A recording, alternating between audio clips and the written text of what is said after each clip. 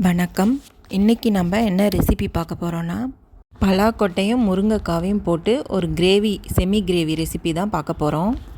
இதுக்கு நம்ம பச்சை பலாக்கொட்டையோ அல்லது காய வச்ச பலாக்கொட்டையோ எடுத்து பூண்டு நசுக்கிறதால நசுக்கி எடுத்துக்கலாம். இப்போ இதை நான் நசுக்கி மேலே இருக்க தோலெல்லாம் எடுத்துட்டேன். மேலே இருக்க அந்த வெள்ளை கலர் தோலை எடுத்தால் போதும். இதை அப்படியே நம்ம நசுக்கி வச்சுப்போம். இப்போ நான் இதை கழுவிட்டு ஒரு 2 தண்ணி போட்டு அலசிட்டு நான் எடுத்து வச்சுருக்கேன். இந்த மாதிரி ஒன்றும் பாதியமாக நசுக்கி அதை எடுத்துக்கிட்டோம்னா வேகும்போது நல்லா வேகும். இப்போ இதுக்கு தேவையானது என்னென்னு பார்த்துக்கலாம். நான் பலாக்கொட்டை கூட முருங்கைக்காய் சேர்த்து தான் செய்ய போகிறேன். அப்புறம் இதுக்கு தேவையானது என்னென்னா, வெங்காயம் ஒரு 2 வெங்காயம் எடுத்திருக்கேன், பெரிய வெங்காயம். அடுத்தது பூண்டு ஒரு 10 பல் பூண்டு எடுத்திருக்கேன். தக்காளி பழுத்த தக்காளியாக ஒரு 3 தக்காளி எடுத்திருக்கேன். ஏன்னா இதில் நம்ம புளி சேர்க்க போகிறதில்ல. அதனால் தக்காளியில் இருக்க புளிப்பு தான் நம்மளுக்கு புளிப்பு சுவையை கொடுக்கும். இதெல்லாம் தான் இதுக்கு தேவையான பொருள். இப்போ நான் என்ன பண்ணுறேன், ஃபஸ்ட்டு வாணலியில் தண்ணி ஊற்றிக்கிறேன். எதுக்குன்னா, இந்த பலாக்கொட்டையை போட்டு ஃபஸ்ட்டு நம்ம வேக வச்சுப்போம். இதை வேக வச்சு எடுத்துக்கிட்டு அதுக்கப்புறம் தான் நம்ம பொரியல் செய்ய ஆரம்பிக்கணும். இப்போ நான் இந்த பலாக்கொட்டையை அந்த தண்ணியில் சேர்த்துக்கிறேன். தண்ணி பலாக்கொட்டை முழுகிற அளவுக்கு இருந்தால் போதும். இது கூட உப்பு கொஞ்சம் சேர்த்துக்கிறேன் நான். உப்பு இப்போயே நம்ம சேர்த்தோம்னா தான் பலாக்கொட்டையில் கொஞ்சம் உப்பு சேரும். உப்பே இல்லாமல் நம்ம வேக வச்சோம்னா அது சல்லுன்னு இருக்கும். இப்போ உப்பு கொஞ்சம் சேர்த்துக்கிட்டு நான் அடுத்தது மஞ்சத்தூளும் கொஞ்சம் சேர்த்துக்கிறேன். மஞ்சத்தூள் சேர்த்து வேக வைக்கும்போது நல்லா அந்த கலர் கொஞ்சம் சேஞ்ச் ஆகி நல்லாயிருக்கும் பார்க்குறதுக்கு. அதுவும் இல்லாமல் கிருமி நாசினின்றதால அதை நம்ம சேர்த்துக்கிறது நல்லது. பலாக்கொட்டை ஒரு 10லேருந்து 15 நிமிஷத்துக்குள்ளே வெந்துடும். நம்ம கையால் எடுத்து நசுக்கி பார்த்தோம்னா தெரியும் வெந்தது. இப்போ பாருங்கள், பலாக்கொட்டை வெந்துடுச்சு. நான் வடிகட்டியில் அதை வடிகட்டி வச்சுக்கிறேன் பலாக்கொட்டையை. இதை நம்ம அப்படியே தாளித்து மிளகாத்தூள் போட்டு கூட நம்ம சாப்பிட்லாம், எந்த காய்கறி வெங்காயமும் சேர்க்காம கூட. ஆனால் இப்போ நம்ம செய்கிறது வெங்காயம் சேர்த்து தான் செய்ய போகிறோம். ஃபஸ்ட்டு ஒரு வாணலியை சூடு பண்ணிக்கிறேன். ஒரு 6 ஸ்பூன் எண்ணெய் போட்டுக்கிறேன். 4லேருந்து 6 ஸ்பூன் போட்டுக்கிறேன். எண்ணெய் கொஞ்சம் நல்லா சூடேறட்டும். எண்ணெய் சூடேறினோடனே நான் கடுகு போட்டுக்கிறேன். கடுகு வெடிக்க ஆரம்பித்ததுக்கப்புறம் கொஞ்சம் பெருஞ்சீரகம் போட்டுக்கிறேன், ஜீரகம் போட்டுக்கிறேன். இது ரெண்டும் பொரிய ஆரம்பித்ததுக்கப்புறம் நான் கொஞ்சோண்டு உளுத்தம்பயிர் போட்டுக்கிறேன். அதாவது தாளிப்பு உளுந்து சொல்லுவோம் இல்லையா, அது போட்டுக்கிறேன். 3 மிளகு போட்டுக்கிறேன். இப்போ நம்ம கட் பண்ணி வச்சுருக்கிறோம் பூண்டை அதில் போட்டு வதக்கிக்கலாம். பூண்டு நல்லா வதங்கட்டும். பூண்டு ஒரு பாதி வதங்கின உடனே நம்ம என்ன பண்ணணும், கட் பண்ணி வச்சுருக்கிற வெங்காயத்தை ஆட் பண்ணிக்கலாம். வெங்காயத்தை ஆட் பண்ணதுக்கப்புறம் அதையும் சேர்த்து நம்ம வதக்கிக்கலாம். பூண்டு நல்லா வதங்கி ப்ரௌன் கலர் ஆகிடுச்சு பாருங்கள். இந்த ஸ்டேஜில் ஆனியன் போட்டோம்னா கரெக்டாக இருக்கும். வெங்காயம் வதங்கட்டும்.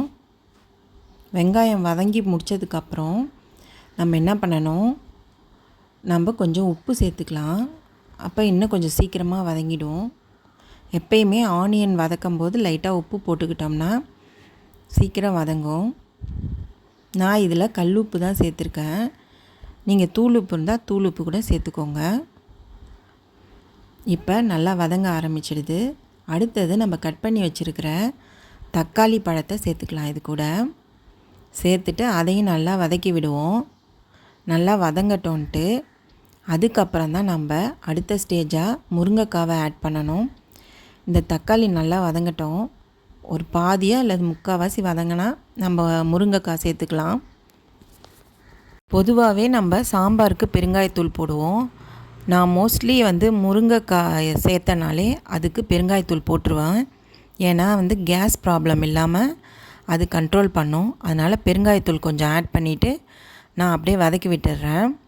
இது வதங்கட்டும் நல்லா. இப்போ இது பாதி வதங்கிடுச்சு. இந்த ஸ்டேஜில் நான் கட் பண்ணி வச்சுருக்கிற முருங்கைக்காவை இது கூட சேர்த்துட்றேன். ஏன்னா தக்காளி ஃபுல்லாக வதங்கிடுச்சுன்னா அப்புறம் முருங்கைக்காய் வதங்கிறதுக்கு ரொம்ப டைம் ஆகும். இந்த ஸ்டேஜில் நம்ம சேர்த்துக்கிட்டோம்னா தக்காளியும் முருங்கைக்காவும் ஒரே டைமில் வதங்கி கிரேவி பேஸ்ட்டுக்கு வந்துடும். நம்மளுக்கு அந்த கிரேவி பேஸ்ட் கிடச்சா போதும். ரெண்டாவது நான் முருங்கைக்காய் பார்த்திங்கன்னா ஒரு 2 முருங்கைக்காய் எடுத்து தான் கட் பண்ணி நான் இதில் சேர்த்துருக்கேன். இப்போ நம்ம வேக வச்சுருக்கிற பலாக்கொட்டையை நம்ம இந்த ஸ்டேஜில் சேர்த்துக்கலாம். சேர்த்துக்கிட்டு எல்லாத்தையும் ஒன்றா கலந்து விட்டுட்டு இந்த மாதிரி நம்ம கொஞ்சம் நேரம் கலக்கி விட்டுட்டு இருக்கலாம். அதுக்கப்புறம் மிளகாத்தூளை இந்த ஸ்டேஜில் நான் போட்டுடுறேன். ஏன்னா அந்த எண்ணெய் இருக்கும்போதே போட்டோம்னா தான் அந்த பச்சை ஸ்மெல் போகும் மிளகாத்தூளில். மிளகாத்தூள் வந்து நான் ஒரு 3 ஸ்பூன் சேர்த்துக்கிறேன். காரம் வேணும் அப்படின்னா கொஞ்சம் கூட சேர்த்துக்கோங்க. நான் 3 ஸ்பூன் சேர்த்தா போதும் காரத்துக்குன்றதால நான் 3 ஸ்பூன் மட்டும் சேர்த்துக்கிறேன். இப்போ சேர்த்துட்டு நான் அதை எல்லாத்தையும் சேர்த்து வதக்கி விடுறேன். அது நல்லா வதங்கட்டும். அந்த பச்சை ஸ்மெல்லும் போயிடும் இந்த எண்ணெயில் வதங்கிறதால. ஒரு 5 நிமிஷம் இல்லைனா ஒரு 10 நிமிஷம் மீடியம் ஃப்ளேமில் வச்சு இதை வதக்கி விட்டுக்கிட்டே இருங்க. இது போதும், 10 நிமிஷத்துக்கு மேலே வதக்க தேவையில்ல. அது வதங்கினதுக்கப்புறம் நம்ம என்ன பண்ணுவோம், ஒரு டம்ளர் இல்லை 2 டம்ளர் தண்ணி ஆட் பண்ணிக்கலாம். அந்த முருங்கைக்காய் நல்லா வெந்து நல்லா சாப்பிட்ற பதத்துக்கு வரணும் இல்லையா, அதனால் ஒரு 2 டம்ளர் தண்ணி ஆட் பண்ணிக்கிறேன். இது மீடியம் ஃப்ளேமில் அப்படியே வச்சுட்டு ஒரு 15 நிமிஷம் அப்பப்போ வந்து கிண்டி விட்டுக்கிட்டே இருங்க. அந்த மாதிரி செஞ்சோம்னா அந்த தண்ணியெல்லாம் முருங்கைக்காய் அப்சர்வ் பண்ணி நல்லா வெந்துட்டு இந்த மாதிரி ஆகிடும். இந்த ஸ்டேஜில் நான் கருவேப்பிலை ஆட் பண்ணிக்கிறேன். இதை நல்லா கலக்கி விட்டுகிட்டே இருங்க. பலாக்கொட்டையும் உடையக்கூடாது, முருங்கைக்காவும் உடையக்கூடாது. அந்த மாதிரி பார்த்து கிண்டிக்கோங்க.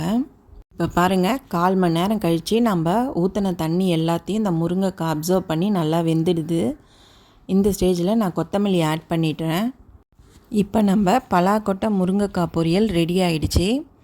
இதுக்கு வந்து ரசத்துக்கு கூட சூப்பராக இருக்கும், தயிர் சாதத்துக்கு பக்காவாக இருக்கும். அந்த மாதிரி வேறு ஏதாவது தோசை அதுக்கெலாம் தொட்டுன்னு சாப்பிட்றதுக்கும் நல்லா செமி கிரேவியாக இருக்கிறதால நல்லாயிருக்கும். நீங்கள் கண்டிப்பாக ட்ரை பண்ணி பாருங்கள். பலாக்கொட்டை சீசனில் தான் நம்ம இந்த பொரியல் பண்ண முடியும். இன்றைக்கி ஒரு சிம்பிளான லஞ்ச் ரெசிபி தான் நான் பண்ணியிருக்கேன்.